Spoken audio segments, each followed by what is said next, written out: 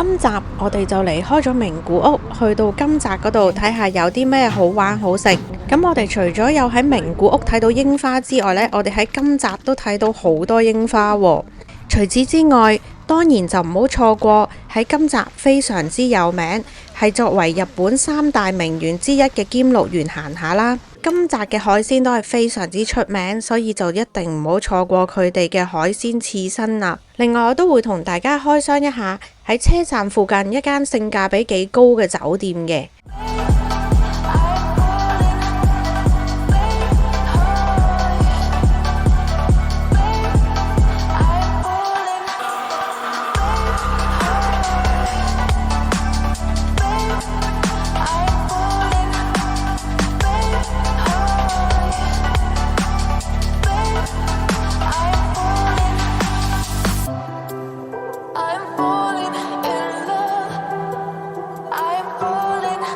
歡迎收睇亂講嘢。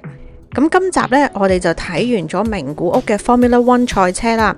咁所以呢，我哋就決定就搭火車就去到金澤呢個地方玩下嘅。咁我哋就要搭 JR 嘅特急列車去到米原，之後就再轉北陸新幹線去到金澤嘅。因為嗰陣時啱啱先開呢個北陸新幹線啦，我哋搭到都非常之開心啊！亦都提供咗一個非常之快捷嘅方法可以去到金澤。列車上面呢都有提供插頭俾人叉電，所以都好方便啊！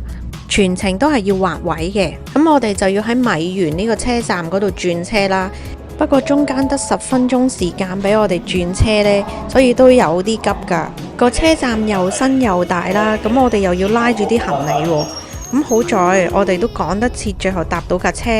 咁經過大概3個鐘頭左右嘅車程呢，我哋就去到金澤啦。俾大家睇下沿路經過嘅車站啦，真係勁新淨㗎喎，同平時搭嗰啲 JR 車站好唔同。好啦，終於嚟到金澤車站啦！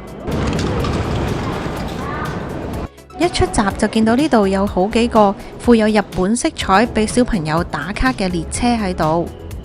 咁我哋而家首先就去 check in 先嘅。酒店距離金澤車站呢係非常之近，大概2-3分鐘就到噶啦。咁今次我就 book 咗 Hyatt 嘅，咁但係有2間 Hyatt 係黐埋一齊，一間就 Hyatt Centric， 一間就叫 Hyatt House。咁2個檔次都有啲唔同啦。咁今次我哋就係住 Hyatt House 嘅。咁 Hyatt House 呢就主打型格啲嘅路線嘅，咁我就覺得性價比會高啲。相比起名古屋啊，金澤呢度啲酒店真係又平又大又靚。咁但係咧呢度嘅用具呢都係要自己喺酒店樓下攞嘅。話一入到嚟，我覺得成間房都好 warm 嘅感覺。因為用咗好多木嘅設計，而且間房嘅空間都係非常之大。呢間房嘅景觀仲對住金澤車站，所以我覺得個景觀都算 OK。就算對住車站啊，因為金澤都唔係一個好旺嘅地方，所以都唔會話好嘈。呢度嘅廁所係乾濕分離嘅，空間感啊非常之充足。你知我最怕就係頂住隻腳噶啦。而另外一邊呢，就係沖涼嘅地方。咁作為一間國際品牌嘅酒店呢，咁佢個廁所當然都非常之標準嘅。因為間酒店都唔係話開咗好耐，所以整體嚟講啲嘢都係好新淨嘅。間房都配備咗微波爐，係一般酒店好少見嘅。呢間酒店供應嘅係2個罐裝嘅水，咁就唔使驚飲到微塑膠啦。呢度供應嘅係咖啡粉嚟嘅。連鹽同胡椒粉都有啊，所以成個感覺呢，除咗係冇廚房之外呢，基本上佢都好想做到好似 service apartment 咁樣嘅配置。咁我哋又翻去酒店樓下啦。咁樓下呢就有個商場嘅。咁除此之外，佢出邊呢仲有好多嘅美食車喺度喎。咁附近呢亦都見到有一間呢食海鮮檔嘅地方。咁我哋試下呢，再行去遠啲睇下附近有啲乜嘢食啦。咁其實我哋而家嚟到金澤呢，係剛剛發生大地震之後嘅3個月嚟嘅啫。咁由於呢個地方呢，距離發生地震嘅能登半島呢，都只係大概2個鐘頭車程嘅。咁據聞有好多觀光景點呢，例如我自己都睇到網上面有啲片段啦，即係兼六園嗰度有好多一啲石像呢，因為地震嘅時候佢就會跌咗落嚟啊。咁所以令到好多地方呢，其實都關閉咗，唔可以去遊覽。但係而家啱啱嚟到金澤呢，又唔覺得佢係會受到嗰一次嘅地震影響喎，即係成個地方呢都好平靜。咁我估計呢，因為始終金澤同埋倫敦半島都係有一段嘅距離啦，所以金澤呢個地方都唔係話睇到有太大問題嘅。咁我哋都係睇地圖睇下附近有啲乜嘢食。咁發現呢度附近嘅拉麵啲分數呢，其實都幾高嘅。咁特別對面呢間 Ramen Tazu 呢，咁佢分數都高嘅，不過都就閂門，我哋就唔去食啦。咁轉咗彎呢間呢，哇，排晒長龍咁樣喎，咁一定要去睇下咩事啦。驟眼睇呢，唔止遊客喎，本地人都排緊隊喎。見到呢度原來3點鐘都閂門噶咯喎，唔知食唔食到呢？咁唔理啦，都照排住隊先。咁喺呢間餐廳嘅附近呢，都見到有幾間呢都幾靚嘅食肆嘅。好，咁佢一日未截龍呢，即係證明我哋一日都係可以食嘅。咁睇下佢有咩食先啦，有啲拉麵啦，又有蟹飯啦，仲有叉燒飯添。呢間鋪頭呢就叫麵屋大河啦，咁但係英文呢就叫 Tiger， 咁所以入邊呢都有好多同老虎相關嘅裝飾喺度嘅。店鋪仔細細，得10幾個座位，所以都要等候需時啊！一坐低呢，佢就俾咗2杯酸微微嘅飲品我哋醒下胃先。因為我哋都好肚餓啊，所以呢，我哋基本上呢，所有佢嘅菜式都嗌勻晒咁滯。呢個呢，就係佢嘅角切叉燒飯啦，咁上面就加咗啲蔥咁樣嘅，啲豬肉都好 juicy， 一啲都唔韌。跟住就係佢嘅味噌拉麵啦。你可以加錢呢，要佢個流心蛋嘅，佢個拉麵仲加咗啲柚子皮添，跟住就到呢個蟹肉加三文魚子當啦。其實呢度40幾蚊一碗呢，真係冇嘢可以彈噶啦。我自己就中意食呢個飯多過食拉麵嘅，因為鋪頭名讀音近似啊，所以呢度入邊都有好多老虎仔嘅裝飾。食完返出嚟已經見到佢閂咗門啦，咁我哋而家就返嚟酒店附近嘅金澤車站，就去附近嘅 Toyota Rent-A-Car 嗰度租車嘅。咁我哋前段旅程呢都有租車嘅，咁不過已經還咗啦，咁就過到嚟金澤呢先至再租車。喺金澤租車呢都非常之方便啊，因為佢嗰個 Toyota Rent-A-Car 呢就正喺正金澤嘅車站對面嘅啫。咁呢間分店呢，就係金澤站西口店嚟嘅，5分鐘呢，就搞掂晒所有嘢，可以攞得車啦。咁攞咗車之後呢，我哋而家就出發去兼六園啦。咁其實兼六園呢，距離金澤站呢都非常之近嘅，行路大概半個鐘到啦。如果搭車呢，就大概15分鐘，揸車都係15分鐘嘅啫。路上嘅指示牌都非常之清晰啊。不過行下呢，就開始落雨啦，弊啦，點算呢？好在就係唔係好大雨啫。右邊就係呢度好出名嘅近江町市場，咁我哋稍後時間會再返嚟嘅。沿路都見到有唔少好古舊嘅建築。咦，係呢度嘅消防局喎，轉個彎就到啦。咁喺兼六園嘅對面呢，有一個好大嘅公共停車場嘅，咁所以泊車係非常之方便。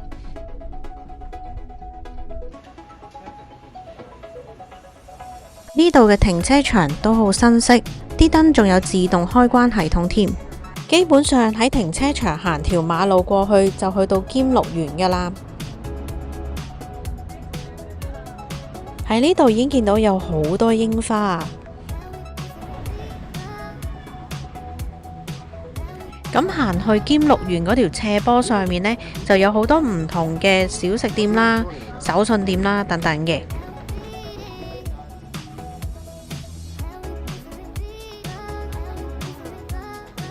呢度仲可以俾你租和服着添。呢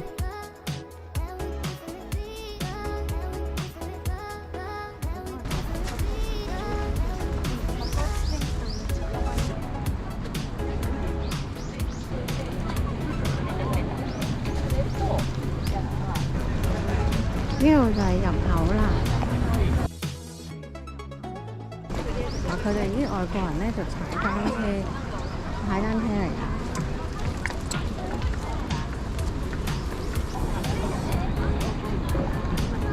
呢個人做咩啊？呢個公仔係呢個吉祥物非常之合作啊！咁喺而家我嘅前方呢，就係金澤城公園，咁另外一邊呢，就係兼六園嚟嘅，咁就係企喺呢條橋度影櫻花都有排你影啊！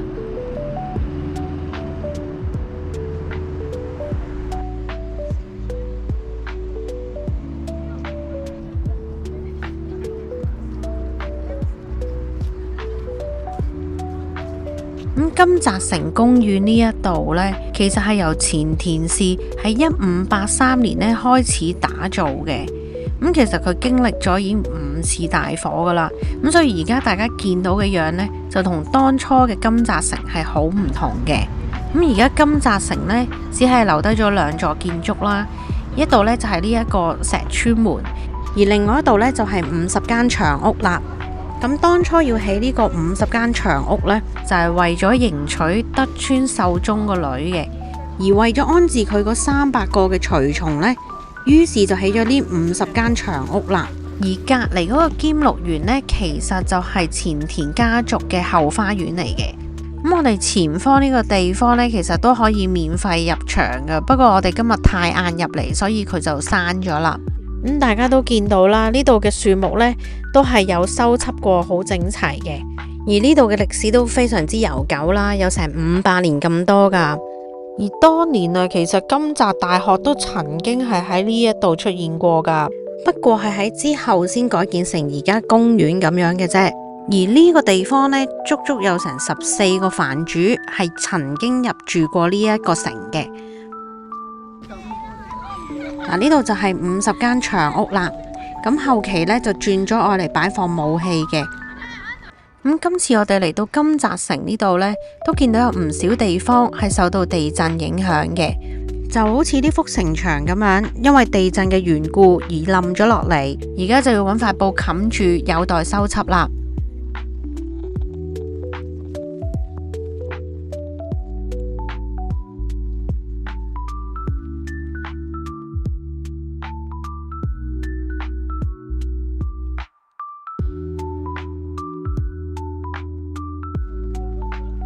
呢度仲有一條櫻花隧道喎，就等我哋一齊去睇下。就係呢度啦。今日啊，仲見到有好多學生啊，放咗學着埋校服過嚟打卡添，真係好有青春氣息啊！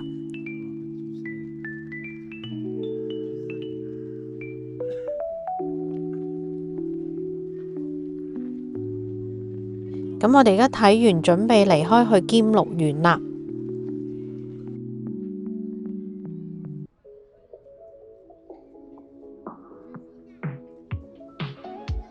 我覺得佢呢度幾好呢，就係呢條斜路佢整咗啲凳喺度，仲有太陽傘遮住，等你可以坐喺度賞櫻、食雪糕都得。咁出返嚟正門嗰度呢，咁另外一邊呢，就係兼六園嚟嘅。咁喺入口位置一行入去呢，就見到有好多嘅小食檔啦，都係啲好典型嘅日本小食檔攤啦。呢度就係賣章魚燒。咦，呢個燒粟米好似好吸引咁喎，等我轉頭返嚟買先。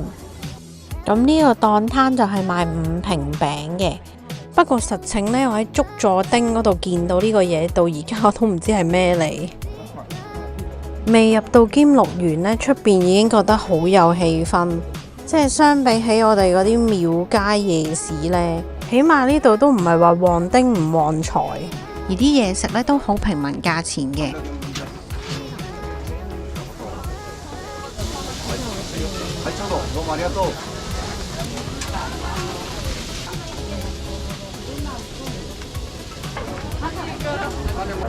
呢啲叫做圓圓燒，係400yen一個，應該都係大阪燒嗰啲 friend 嚟嘅。呢度啲炒麵就600yen。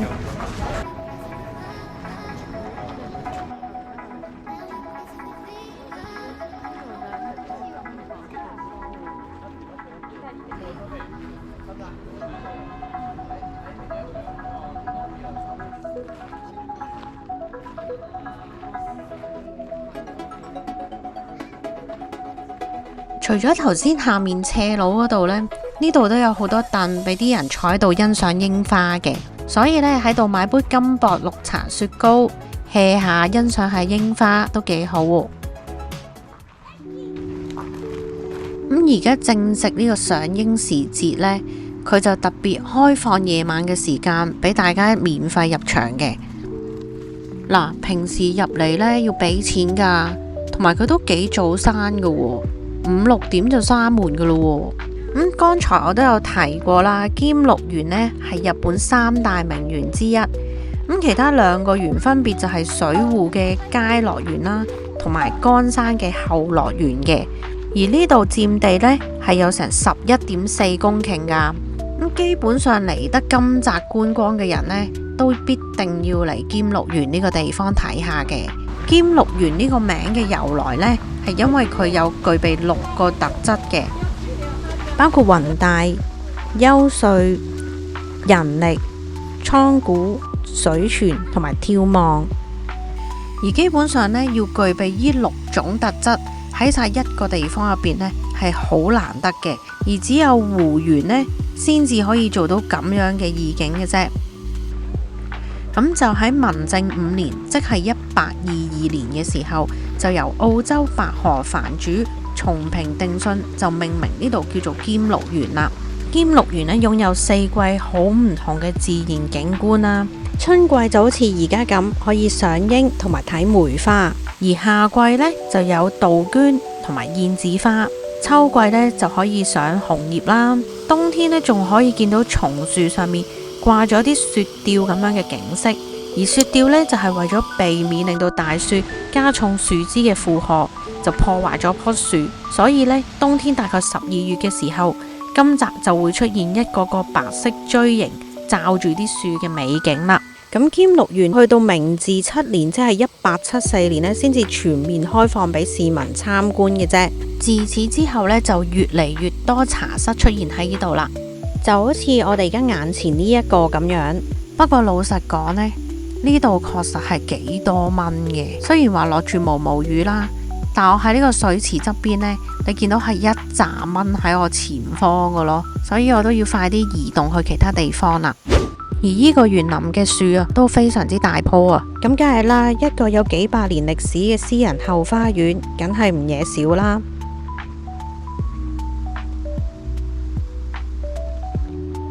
但呢個公園呢，係一張凳都冇俾人哋坐嘅，即係唔似我哋啲公園咁呢，可能行下就有張凳啊。呢度都好少話行下會見到有張長凳喺度俾你坐。咁唔知係咪驚破壞咗個園林景觀啦，定係咩原因啦？行嘅地方係居多嘅。嗱，咁佢呢度呢，因為之前地震啦，咁所以呢，佢話有啲地方係封咗嘅，例如紅色呢啲地方啦。咁我哋呢，而家呢，就喺呢度，咁即係話呢，佢話呢個位置呢，佢係封咗嘅。咁我哋頭先呢，就應該喺呢邊呢度入嚟啦。咁又經過呢啲池塘就行咗上嚟呢度嘅，呢個都係非常之大嘅，建議各位呢早啲入嚟行。如果真係想行晒嘅話，一個叫時雨亭嘅地方啦。咁上網睇到呢，其實時雨亭嗰度係有嘢食嘅，咁大家可以上返去官網睇下佢嘅價錢啦，同埋都可以包場嘅，而費用都係好平。咁雖然我都唔係太認識呢啲係啲乜嘢樹啦，但係感覺呢，佢哋都係好古老。而呢度嘅設計呢，就係一個回遊式嘅庭園嚟嘅。咁係咩意思呢？即係話成個地方呢，都會係好充分咁樣利用啦。例如喺度挖個池塘啊，整啲假山啊，跟住等你可以喺入邊兜嚟兜去咁樣呢，先至睇得晒成個嘅公園。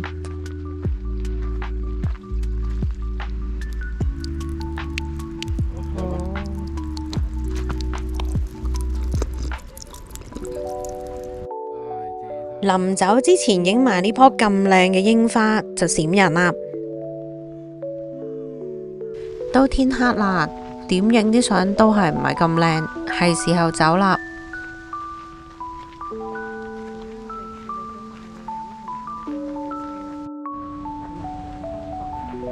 由公園入面望返出去，頭先嗰條大馬路都見到有好多好大棵嘅櫻花樹，都咪話喎，出邊呢度夜晚呢都幾浪漫喎。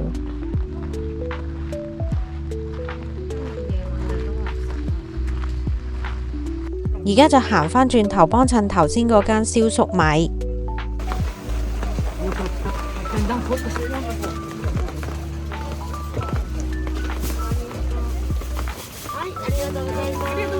成個下晝到夜晚啊，雨都落個不停。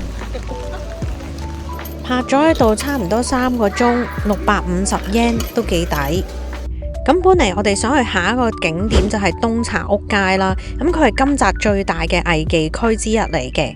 咁但係因為而家落住滂沱大雨啦，咁又經過嗰條街見到黑掹掹，咁所以呢，我哋就冇入到去啦。咁但係因為佢距離兼六園好近啦，都係6分鐘車程，行都係15分鐘嘅啫。咁所以點都要過一過去睇下嘅。咁跟住我哋呢，就嚟到食嘢嘅地方啦。咁就係去返我頭先講過嘅近江町市場。咁但係我冇諗到呢，嚟到呢個市場見到嘅呢，竟然係所有鋪頭都閂晒門喎，只有少量嘅食肆係有開嘅咋。咁唔緊要啦，都望下有咩食。其實一入到嚟呢，見到地下呢層大部分都係魚檔嚟嘅，咁就有少部分嘅係餐廳啦。咁當然都仲有啲蔬果店咁樣嘅，但係見到主要都係賣魚為多。咁據講呢一度呢，有成170間嘅食肆㗎，同埋一入到嚟呢度俾我嘅感覺呢，就係好似去咗啲黑門市場嗰種咁樣咯。其實喺佢官網上面呢，都睇到佢啲餐廳係開幾點鐘嘅，有啲都開得幾早㗎，7點鐘就開門㗎啦，但係有啲呢，就成11點鐘先開門。咁我唔知係咪因為佢哋要就呢個海鮮嘅交易時間，所以就偏向早啲開門，就諗住可能啲魚生新鮮啲啊咁樣啦。不過都唔緊要嘅，今日雖然係睇唔到呢個街市嘅營業情況啦，咁但係呢，我哋第2日都會再嚟過嘅。咁而家最緊要呢，就係醫咗個肚先。咁街市嘅橫巷入邊呢，其實係有樓梯可以上到樓上嘅。咁我哋上去睇下有冇嘢食先。呢度呢，有個2樓啦，咁有啲當飯啦，好多當飯啦，有蟹啦，有麵啦，有啲嘢食啦。但係佢地下都有喎，但係地下呢就收得早啲。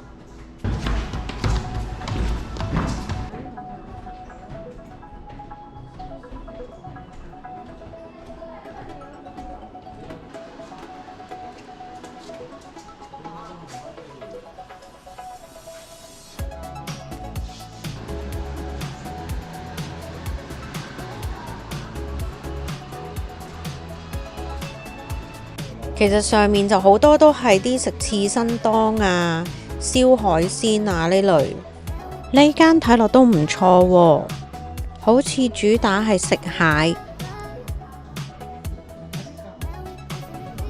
哇！呢間今日都話滿咗啦，咁即係冇乜選擇啦。咁最後我哋就嚟咗市之藏食嘅，等咗一陣位，好快就入得啦。見到呢度好多間呢都主打係蟹嘅喎，特別好似呢間咁樣就寫住石川縣嘅加能蟹。係咪就係呢啲呢？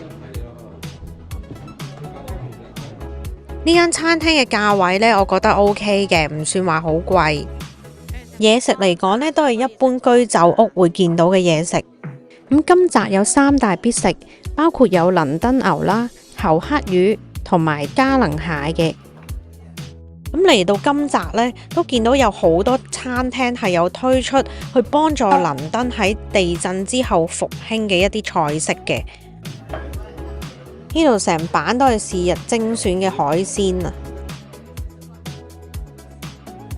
我自己呢，就叫咗呢個刺身當，84蚊左右就有咁多刺身啦。同行嘅友人原來喺金澤城嗰度買咗個閃靈靈嘅磁鐵俾我喎。順帶一提，金澤啲金呢確實係出名嘅。而我發現呢間餐廳呢都幾多外國人嚟幫襯嘅喎。我哋後面嗰幾台全部都係外國人嚟，不過呢間居酒屋確實喺近江丁市場入邊評分係最高嘅。咁呢啲就係我哋嘅前菜啦。呢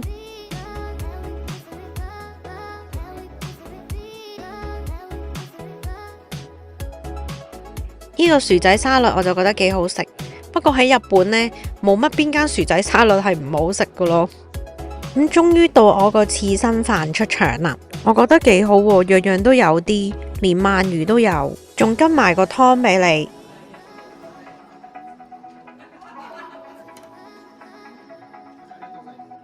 你。啲蠔都好大隻，好新鮮，好肥美。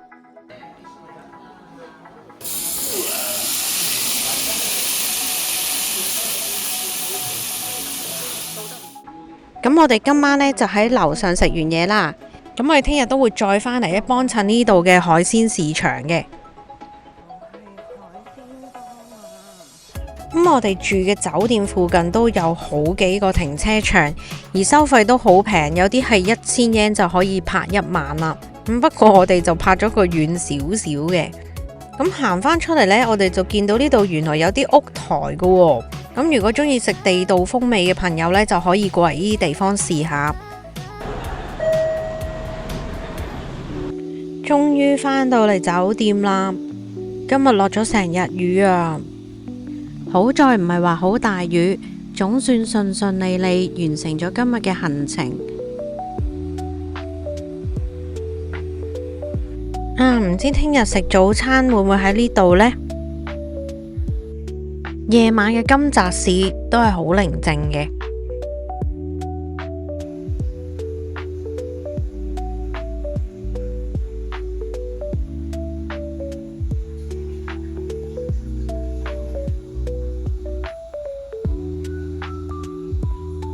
今晚呢，返到酒店就嘆下呢度嘅咖啡，咁佢就俾埋咖啡壺你可以自己沖泡嘅。攞返今日喺啲檔仔嗰度買嘅粟米出嚟食先，雖然凍咗，但係都仲係好好味。